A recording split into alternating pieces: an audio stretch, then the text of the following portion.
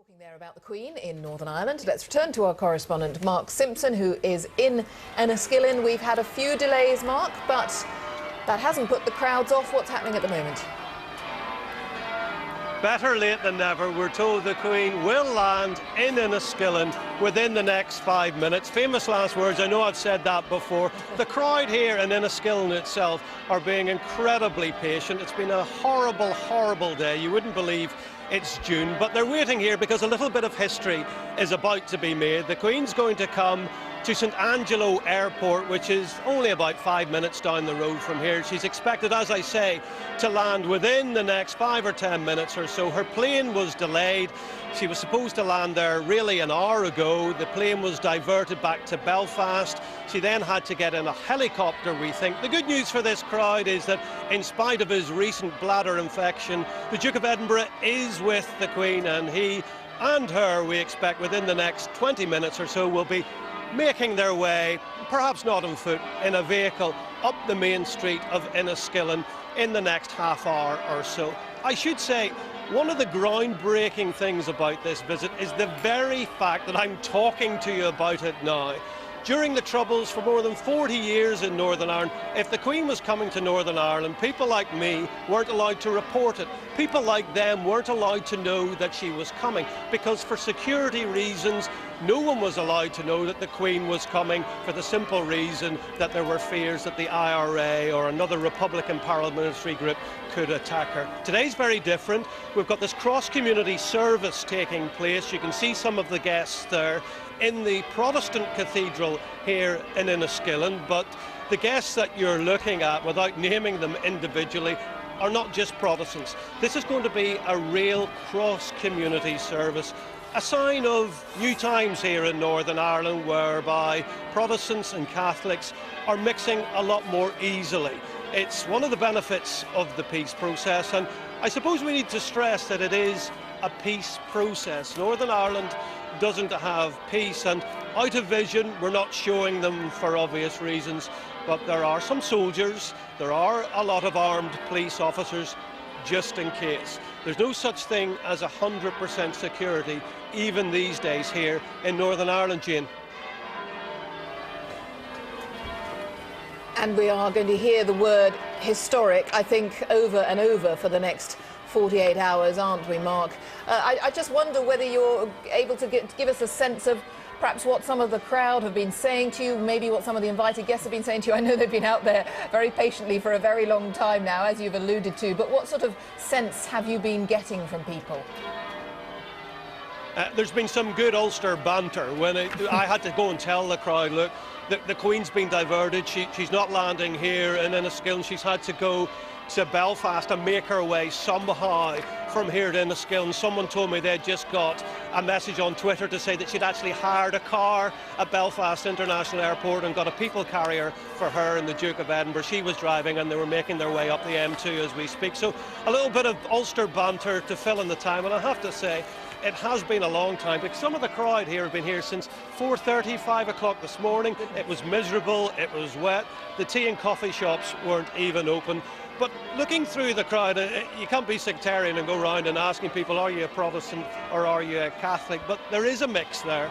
To be honest, most people I was talking to were indicating to me that they were from the Protestant community. But there is a mix. There was a time when it would have been just largely one side of the community or the other, not just at events like this, but at sporting occasions, at community occasions. Northern Ireland is changing. It hasn't changed completely. The only thing, I suppose, that hasn't changed at all is the weather. But there you can see the Queen arriving, not on schedule, not on the scheduled mode of transport, but that is the chopper, which I dare say was on standby in Belfast, just in case, because you can never quite rely on the Northern Ireland weather. On the ground there at St Angelo Airport, waiting for her are a number of VIPs and school children. But this is a historic moment. It is the first time in recent memory where the Queen has landed in Northern Ireland, and we were all told that she was coming. It's a sign of the new Northern Ireland that we're now allowed to see her arriving. We're allowed to broadcast in advance that she is arriving, and here she is. In there, we believe, is also the Duke of Edinburgh. Incredible to see him back in Northern Ireland. He's been with the Queen on all 19 of her visits here to date, but of course it's only a couple of weeks ago that he was in hospital with a bladder infection. But we know that he wanted to come with the Queen. Where she goes, he tends to come too. And of course there was that hilarious moment outside the hospital when one of the reporters asked the Duke of Edinburgh, "Are you feeling better?" And he replied, "I wouldn't be getting out of hospital if I wasn't." I hope he's not going to let me down. I hope he is in there. It'd be interesting, dare I say it, what the Queen is wearing. We know last year when she went to the southern half of Ireland, she was wearing green. She does tend at some stage to wear green when she's in Ireland. We know she's here for 2 days. She'll be here tomorrow, and we can talk later about what she's doing then, of course, meeting the former IRA leader, Martin McGuinness. So maybe she'll save the green for tomorrow. It's a sky blue, I was going to say royal blue, but there she is, better late than never, Her Majesty the Queen, as part of her Diamond Jubilee visit, arriving here in Northern Ireland. And there he is, out of hospital, in his 90s. He's overcome that bladder infection. He's waving to the crowd, the Duke of Edinburgh. Some of the school children that you can maybe hear in the background are from the local primary school, Ballinamallard Primary School, some of them as young as 4. The Queen, I dare say, with that shrug of the shoulders, is in her own way apologising for being late. It wasn't her fault, and I'm sure the VIPs there will be understanding. Behind those vehicles, I think there should be the Northern Ireland Secretary of State, Owen Paterson, and his wife Rose. We're also expecting the Earl and Countess of Erne there as well as the Chief Executive of the airport. There's the first, I dare say, of many curtsies that the royal couple will see during their visit to Northern Ireland. It's a 2-day visit. Enniskillen is going to be the focus today. Tomorrow it's Belfast, and it's that meeting with Martin McGuinness. We don't expect any words from Martin McGuinness and the Queen to be heard on camera, but we do expect to see, hopefully with a better shot than we're looking at the moment. We can just see Owen Paterson, the Northern Ireland Secretary, on the right edge of the frame. As I say it, commentators curse, the camera moves. But we do expect to see at least some photographic evidence of the Queen meeting Martin McGuinness tomorrow. We maybe need to change the camera shot. She is in there, she's getting into that vehicle, and the crowd here in Enniskillen Main Street really can't wait to see her. The good news, and I think this is reflected in the fact that there was no umbrella there with the Queen, is the fact that she wasn't carrying an umbrella. The weather has improved just in time for her arriving. This historic start to this 2-day visit here in Northern Ireland, Jane. And Mark, as we see again the congregation waiting inside the cathedral for that service, just a word again about Enniskillen, because, well, dare I say, people of my age, perhaps your age, we remember it all too well. A truly shocking period among many horrendous episodes, of course, in the history of Northern Ireland, but still so vivid in so many people's minds. Just remind perhaps younger viewers who won't remember it as well as you and I might, the importance, the significance of Enniskillen and why it is here that the Queen and the Duke of Edinburgh are coming today. Well, it was 25 years ago this year. It was Remembrance Sunday, and what happened was the IRA left a bomb under the cenotaph. It killed 11 people that day, back in November 1987. One person then went into a coma and died more than 10 years later. So there were 12 victims of the Enniskillen bombing, and it's quite poignant, the fact that it was 25 years ago, and some of the bereaved relatives are here in Enniskillen, and we were talking to one of them earlier, Stephen Galt, and off camera he told me a very moving story about being beside his father when his father was killed just down the road from me here. during that IRA bomb attack, and he told me that his mother sat the family down after the aftermath. His father had been buried, and his mother, being an Irish mother, knew what had happened in the past when families have been touched by tragedy, that sometimes the sons and daughters decide to try to get revenge. And she sat her son down and she said, Stephen, don't try and seek revenge for your father. He wouldn't want that. Do your best to actually bring people together in Northern Ireland. He came from a Protestant background, although he mixed with Catholic friends. And what did he do? He ended up marrying a Catholic. It's one of those little stories, and it wouldn't have been necessarily deliberate, but it's one of those stories that tells you so much about the good side of Northern Ireland, which perhaps we don't talk about enough. I know that when I used to work in England and I used to talk about various places in Northern Ireland, like maybe Lisburn or Coleraine, and no one had ever heard of them. But if I mentioned Enniskillen, the folk that I used to live near in Yorkshire, they knew Enniskillen for the reasons that we've talked about, Jane. But this visit is not just about the past, and how can you forget the past? I don't think anyone ever will here in Northern Ireland. It's about the future. And the good thing looking around this crowd, if we have a look down here, you can see that a lot of the young people here wouldn't have any notion at all about the Enniskillen bomb. They wouldn't remember it. There are people here 5, 6, 7, 8, 9 years of age. They have only known the good days in Northern Ireland. We don't have total peace yet, but dare I say it, this looks like a scene you could see in most parts of the UK today. The monarch is coming. The Queen is coming. These are people who are royalists. They like the Queen. I'm sure they like having a day off school as well. And they've come out. And they've come out in all weathers. And just looking up the road, you'll maybe see her first year. No sign of the Queen yet, but we do expect her here within the next 5 minutes. Well, it is exactly as you say, Mark. It is a fantastic turnout. And as you've been alluding to all morning, very, very early, many of them arrived this morning. So they've had a very long day already. Just remind us, we periodically see glimpses inside the congregation. Just remind us who is attending this service here this lunchtime.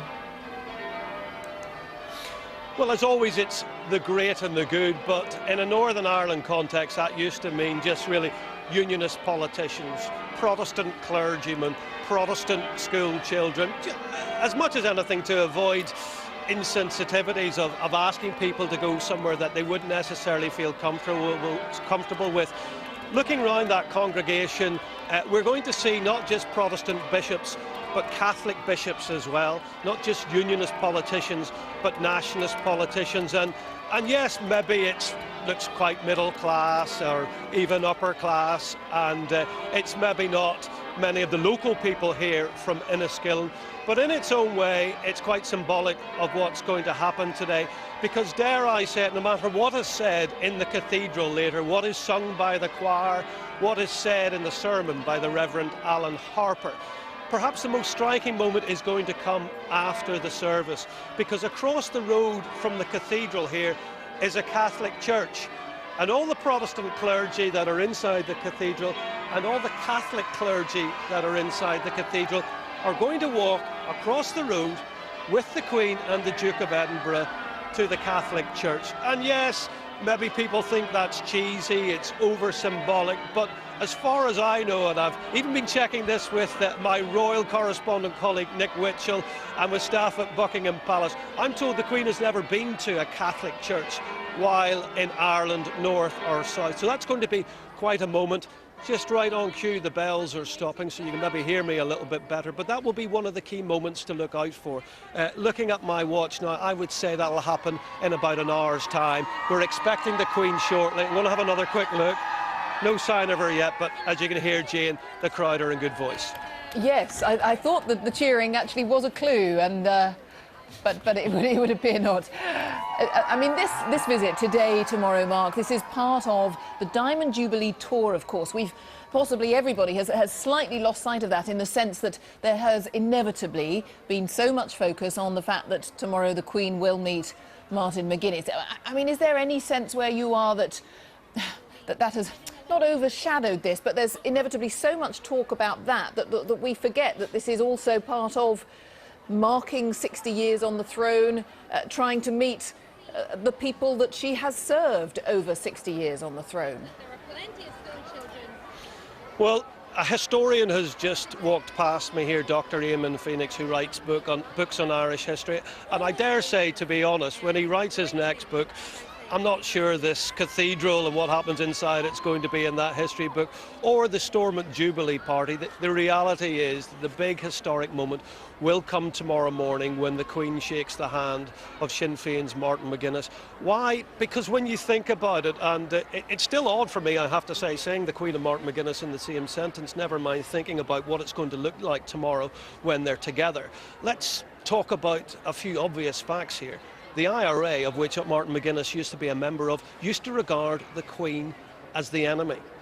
The IRA killed the Queen's cousin, Lord Mountbatten, back in 1979. After that, the Queen didn't come to Northern Ireland for more than 10 years. She didn't come to this part of the United Kingdom at all during the 1980s. It simply wasn't safe enough for her to do so. Martin McGuinness, we don't know exactly what he did in the IRA, but we know he was a key figure.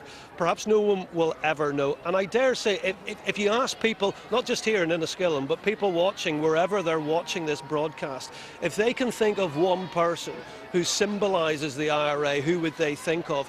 It's going to be either Gerry Adams or Martin McGuinness. So there you have the epitome of republicanism in every way, with the Queen, who is, of course, the epitome of Britishness, the British establishment. Again, if we were on Family Fortunes and we asked 100 people, who symbolises Britain most, I'm sure at least 99 would say the Queen. So those two iconic figures from their own community coming together, albeit just shaking hands. It'll only be a gesture. Some people, again, will maybe accuse people in the media of going over the top. For me, it's going to be a huge moment. I've followed every step of the peace process. That's why I've got all this grey hair. And we often talk, and it's a terrible cliche, about the peace process being a jigsaw. We think of all the big bits of the jigsaw. That perhaps is the final big bit. The only other bit is dealing with the past and all the unsolved murders. And to be honest, I don't think they'll ever deal with that. So I think this is tomorrow going to be real history in the making. In terms of the imagery, the last big bit of the peace process jigsaw. Indeed, and that comes tomorrow, of course, Mark. And as you suggest, inevitably there will be a huge amount of coverage of that. For now, the crowd, valiant crowd, waving, cheering still every time the camera pans above them. Still looking very upbeat, I have to say, despite horribly inclement weather. I'm really starting to feel for them, having been standing on that wet pavement for so many hours now to catch a glimpse of the Queen and the Duke of Edinburgh as they make their way through. One's starting to wonder what the hold-up is, because exactly as you've been reflecting, Mark, everyone has said it's a mere 5 minutes from the touchdown that we watched, 10 minutes ago, through to where you are now, and certainly all the congregation sitting there waiting for the beginning of the church service, which was due to begin at 11, must be wondering quite what on earth is going on as well. It's that hire car Mark was telling me. Yeah. I hope they'll get a refund at this rate. Now, we saw scenes earlier, for those who joined us earlier this morning, from the Princess Elizabeth's visit at the age of 19 in 1946 on this very same street, it would seem. Then they lined the streets, and again today they've come out. Absolutely. She came here as a very young sort of princess, I think flying for the first time with her parents to Northern Ireland in that post-war visit of 1946, Probably a different occasion today, and that is much more cross-community. There's a much more cross-community feel to the crowd, to the people in the shop windows, and of course to the distinguished audience in St Macartn's Cathedral here itself this morning. Of course, Enniskillen suffered a lot during the Troubles. We all remember the world was shocked in 1987 by the Enniskillen bombing on Remembrance Sunday. Indeed, Sarah, and we're approaching the 25th anniversary of that tragedy when 12 people died, over 60 people were injured in what was a terrible atrocity here in the town of Enniskillen. And we see some of the victims here this morning who may, we understand, be meeting the Queen later on. Indeed, they will meet with the Queen in the Deanery later on this morning, or approaching this afternoon. It will be now. Things slightly delayed. Just going to look over my shoulder. Still no sign of the Queen. But the crowds are getting extremely excited. The volume level has gone up, and still they wait. But we hear she is on her way very shortly. Eamon, if you could just sum up the mood here today, how would you say people are feeling? It's a carnival atmosphere here today. I think it's building on all the progress we've made in Northern Ireland, in this island, from the royal visit last year as well. It's a sense, of mutual respect, a sense of excitement, a lot of children and young people here, a sense of buoyancy, and a sense that we are completing the peace process. And of course the Queen is just coming into view. We just see the outriders coming ahead, we hope, of the royal cavalcade. One police outrider heading along Church Street. Nothing in view just yet. A lone outrider makes his way along the street. The crowd's becoming extremely excited. Just listen to the cheers. They know that Her Majesty is not far away. And indeed, more police riders following, coming into my line of vision at the moment. And it would appear that the Queen has finally arrived. 4 outriders this time. Heading slowly along Church Street. The time approaching 5 to 12.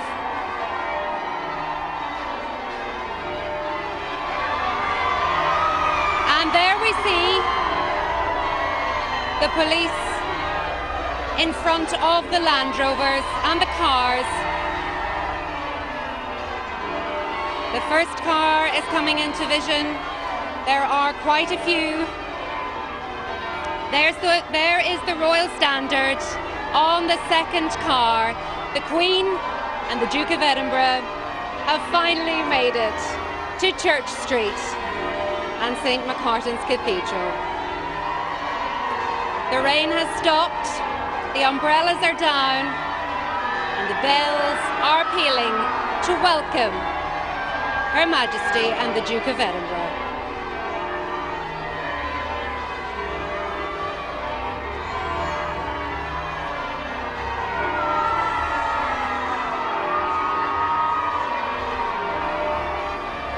So obviously heavy security for the Queen's visit today. In the lines of cars as well, the people who met her as she arrived at St Angelo Airport. And the flags are waving, the cameras are out. I can see the Queen now. She is in my line of sight, looking up to where I'm standing at the moment, smiling, waving. And the school children delighted behind me as they catch a glimpse for the first time of the Queen. So there we have it, an hour and 15 minutes later than scheduled. The Queen is now arriving, the doors of her car are opening, and she steps out of one side, the Duke of Edinburgh out of the other.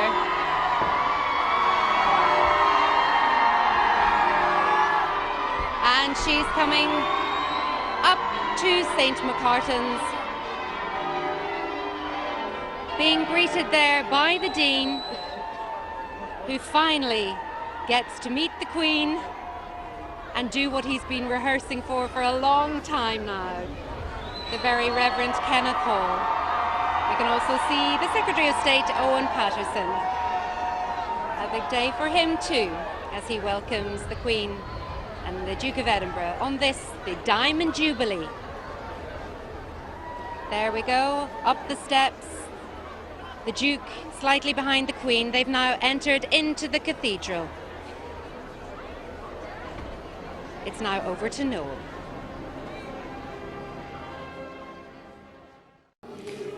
It's been there we have the Dean, Kenneth Hall, and the parish priest, Canon O'Reilly, talking together. They emphasise a lot that they have a good relationship themselves, and that some other members of the community have been quite surprised at how well they get on with each other when they appear at these joint ventures. So they've been very keen to say that this is a joint enterprise, a joint venture today. This is a day for the diocese, the Roman Catholic Diocese and the Church of Ireland Diocese to be seen as one parish together.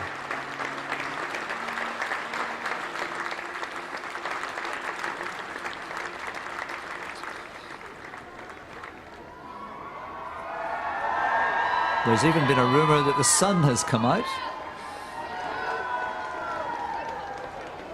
although the light is reflected in the puddles there. This is a huge operation, as you can imagine.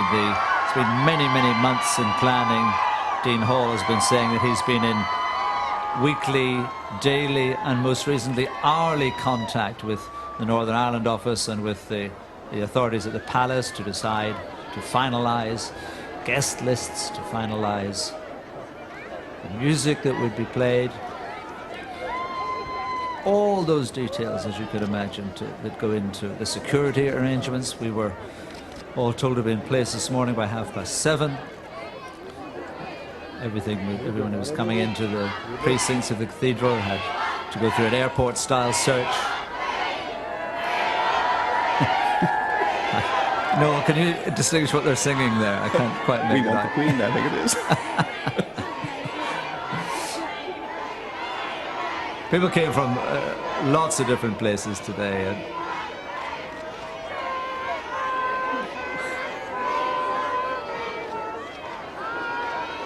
small attempt at the national anthem there.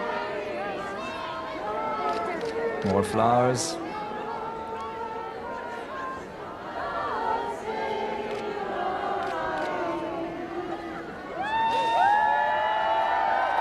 No politics here today, of course, but the focus will be perhaps more political tomorrow. The prospect of the meeting between Her Majesty and the Deputy First Minister, Martin McGuinness.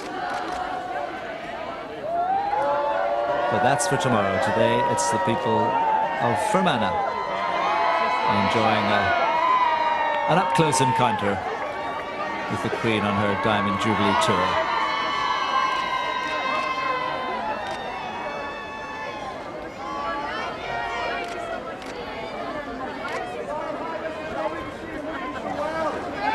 Queen wearing an outfit and hat by the designer Angela Kelly. It is, you'll not need me to tell you, Wedgwood blue with hand-embroidered white lace at the cuffs and on the crown of the hat. And she has a brooch on her shoulder there, which we're told haven't seen a close-up of it, but we're told it is a shamrock diamond.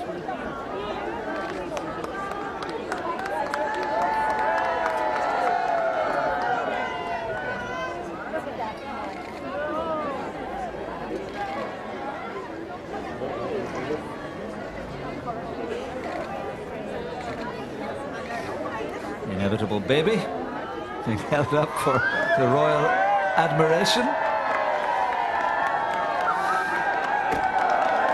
So a little, oh, not quite yet.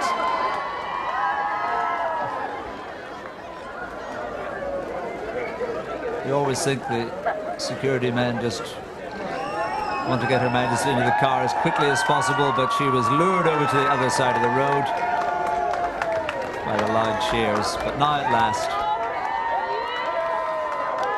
the Queen and the Duke get back into their vehicle and make off to the next stop. Now we'll be covering the rest of the visit on our news programmes. I shall be staying in Fermanagh for BBC Newsline this evening, so you can catch up with the very latest on the royal visit at 6:30.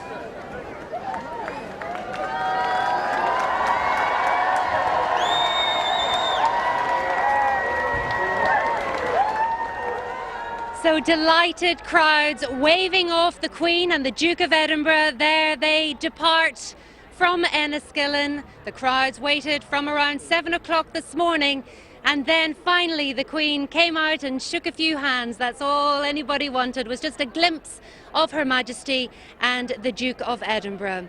Join me later in the programme when we'll be talking to some guests and people who met the Queen this morning to speak about their experiences. Thanks, Natalie. Well, as Barra said, it has been all weathers actually today here in Enniskillen, but the crowd still turned out to meet the Queen on her Diamond Jubilee visit, which started a 2-day visit to Northern Ireland. A bit of a delayed start. Let's look back at her visit so far with Julian O'Neill. Bad weather had delayed the royal arrival by an hour. In a last-minute change of plan, the Queen and Prince Philip were flown by helicopter to St Angelo after their plane was diverted to Aldergrove.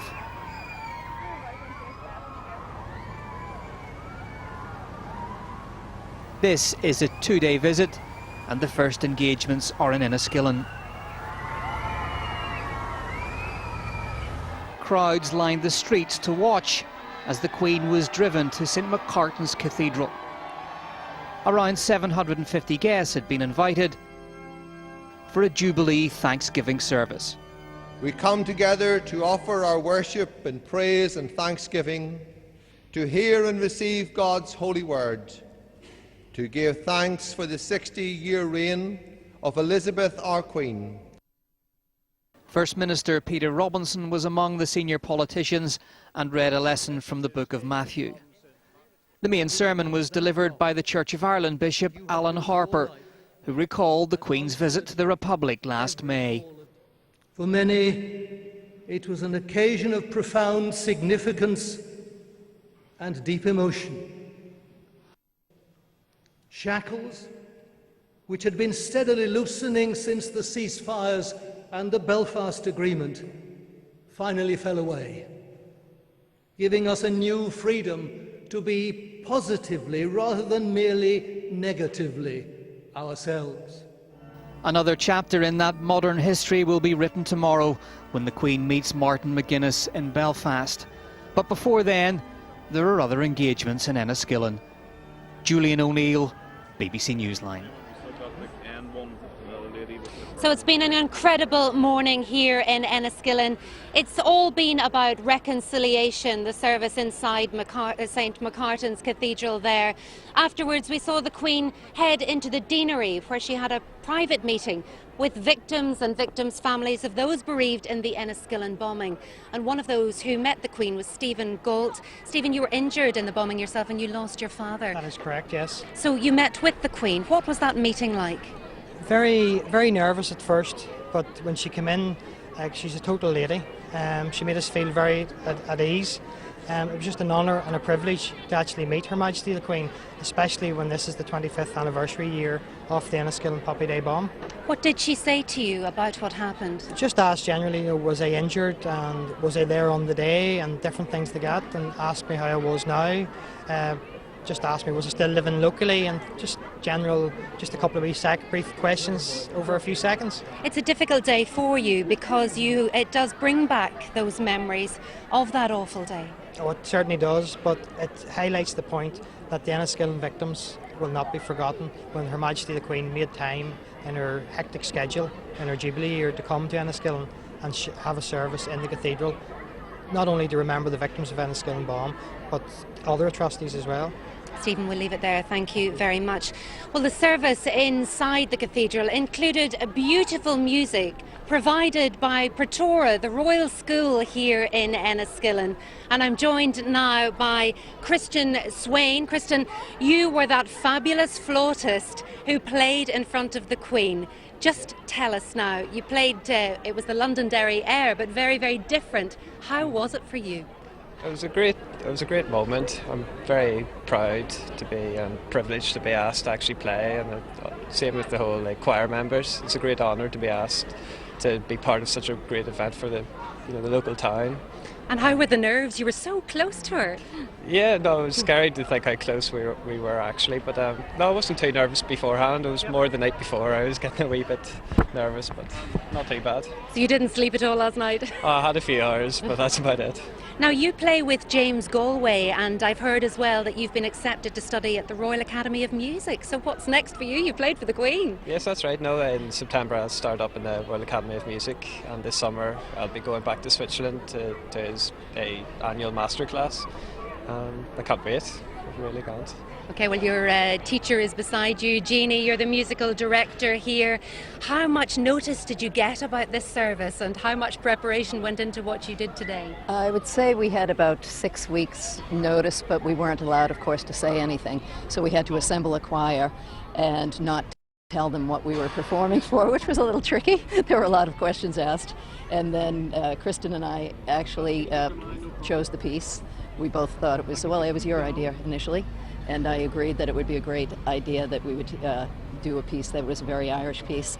And I did the arrangement for a choir and also for the organ, and Kristen wrote a flute line that went along with the choir part, and then of course he took the solo in the beginning and end.